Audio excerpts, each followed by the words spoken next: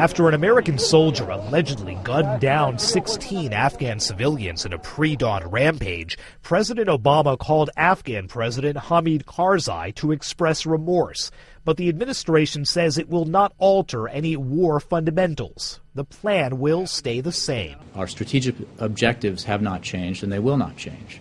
As will the timeline for leaving and the U.S. commitment to Afghanistan itself. The United States is committed to seeing Afghanistan continue its move toward a stable, secure, prosperous, democratic state. The military still is not identifying the suspected shooter who walked into a pair of villages and opened fire, only saying he's a staff sergeant from Washington State's troubled Joint Base Lewis-McChord.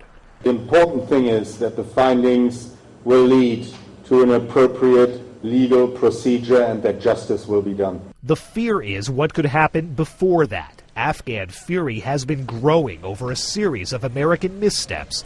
Violence erupted last month after American troops mistakenly burned Muslim holy books and over a video apparently showing Marines urinating on Taliban corpses.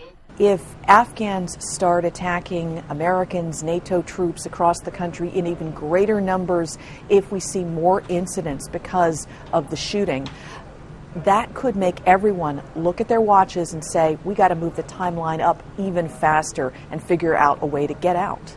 One Afghan expert says the right path would be to scale back the war, but political pressure will likely win out. Whether the mission on the ground will change will depend really on calculations within Washington, not necessarily events on the ground.